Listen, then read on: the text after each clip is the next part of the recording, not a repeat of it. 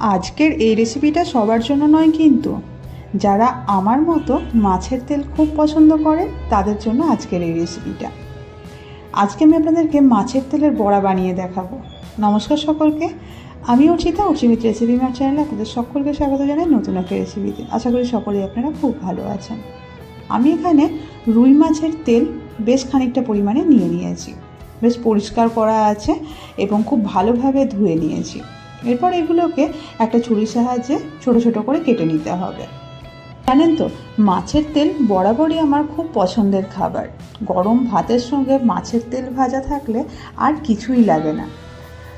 ছোটবেলায় যখনই পুকুর থেকে মাছ ধরে আনতো, মায়ের কাছে আমার একটা বায়না থাকতোই যে মা মাছের তেলটা কিন্তু ভালোভাবে পরিষ্কার করে বেছে আমাকে রান্না করে দেবে, আমি কিন্তু মাছের তেল দিয়ে ভাত খাবো। আজকে মাছের তেলটা কাটতে কাটতে এবং রান্না করতে করতে এইটাই মনে পড়ে গেল। নর্মালি মাছের তেলের মধ্যে কিছু গুড কোলেস্টেরল থাকে, যেটা আমাদের শরীরের জন্য খুব একটা খারাপ নয়। তবে হ্যাঁ, কোনো কিছুই বেশি খাওয়া একদমই ভালো না। আমি অনেক দিন বাদে বাদে কিন্তু এই মাছের তেলের বড়া বা মাছের তেল খেয়ে থাকি। তো আপনারা যারা মাছের তেল পছন্দ করেন তারাও এই একই প্রসেসে মাছের তেলের বড়া বানিয়ে নিতে পারেন, ভীষণ ভালো হয় খেতে। মাছের তেলটাকে খুব ভালোভাবে ছোটো ছোটো করে কেটে নেওয়ার পরে সেখানে এরকম ছোটো করে কুচানো পেঁয়াজ, আদা, রসুন এবং লঙ্কা দিয়ে দিলাম। তার সঙ্গে দিলাম অল্প একটু পরিমাণে ওই স্বাদ অনুসারে নুন, হাফ চা চামচ পরিমাণে হলুদ এবং কাশ্মীরি লাল লঙ্কা গুঁড়ো, তার সঙ্গে 2 চা চামচ পরিমাণে বেসন এবং 3 চা চামচ পরিমাণে ময়দা। মাছের তেলটা যেরকম পরিমাণ আপনাদের থাকবে সেই অনুযায়ী কিন্তু আপনারা বেসন এবং ময়দাটা অ্যাড করতে পারেন। অনেকে শুধু ময়দা দিয়েই বানিয়ে থাকেন, তবে আমি একটুখানি বেসন দিয়ে মাছের তেলের বড়া বানানোটা প্রেফার করি। এবারে সমস্তটাকে খুব ভালোভাবে মাখিয়ে নেবো। আচ্ছা, তার আগে বলে দিই, আমি কিন্তু অল্প একটু পরিমাণে কালো জিরেও অ্যাড করেছি, এতে ভীষণ সুন্দর একটা টেস্ট আসে। ভালোভাবে সমস্তটাকে মাছের তেলের সঙ্গে মাখিয়ে নিয়ে এক সাইডে রেখে দেব। আর একটা ছোট্ট জিনিস বলে রাখি, আমি এখানে বেশ খানিকটা পরিমাণে ধনেপাতা কুচি অ্যাড করেছিলাম, এতে বড়াটা খেতে বেশ ভালো লাগে। কড়াইয়ের মধ্যে অল্প একটু তেল নেবো, যেহেতু এটা মাছের তেলের বড়া বানাচ্ছি তাই এতে অলরেডি অল্প অল্প তেল ছাড়বে।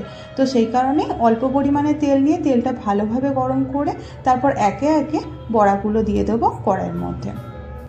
গ্যাসের ফ্লেমকে মিডিয়াম টু হাই হিটে রেখে 5 থেকে 10 মিনিটের জন্য এক এক সাইডকে ভালোভাবে ভেজে নেব। যখন দেখবেন সাইডটা বেশ সুন্দর গোল্ডেন ব্রাউন কালার করে ভেজে নেওয়া হয়ে গিয়েছে, তখন উল্টিয়ে দিয়ে অপর সাইডটাকেও ভেজে নিতে হবে এবং এই একই প্রসেসে পুরো বড়াগুলো ভেজে নিয়ে আমি একে একে একটা প্লেটের মধ্যে তুলে দেবো। তো যারা মাছের তেল পছন্দ করেন তারা কিন্তু রিলেট করতেই পারছেন এই মাছের তেলের বড়াটা তৈরি হওয়ার পর খেতে ঠিক কতটা সুন্দর লাগে। যদি আগে কখনো বানিয়ে থাকেন তাহলে তো জানেনই, আর যদি আপনারা এর আগে কখনো না বানিয়ে থাকেন তাহলে রিকোয়েস্ট থাকলো একবার এরকম করে বানিয়ে দেখার। দেখবেন নেক্সট টাইম থেকে যখন বাড়িতে মাছের তেল আসবে, যদি আমার মতো মাছের তেলের প্রেমী আপনারাও হন তাহলে এইরকমভাবে বারবারই মাছের তেলের বড়া বাড়িতে বানাবেন। গরম ভাতের সঙ্গে বেশ কয়েকটা মাছের তেলের বড়া আর একটু ডাল থাকলে ব্যাস, আর কি চাই। আমার ভীষণ পছন্দের। আর যারা আমার মতো মাছের তেল পছন্দ করেন তারা তো রিলেট করতেই পারছেন খেতে ঠিক কতটা ভালো লাগে। যাই হোক, দেখতেই পাচ্ছেন দুই সাইডটা কিন্তু এরকম গোল্ডেন ব্রাউন কালার করে ভেজে নেওয়া হয়ে গিয়েছে। একে একে সমস্তটাকে তুলে নিলাম কড়াই থেকে এবং তারপরে আপনাদেরকে সার্ভ করে দেখাচ্ছি। আর কি, মাছের তেলের বড়া তো নিশ্চয়ই দেখতেই পেলেন কতটা তাড়াতাড়ি আমি বানিয়ে ফেললাম। এরকমভাবে আপনারা যদি বাড়িতে মাছের তেলের বড়া বানান, খেতে কেমন লেগেছিল নিজের কমেন্ট বক্সে লিখে জানাতে ভুলবেন না। ভালো থাকবেন, সুস্থ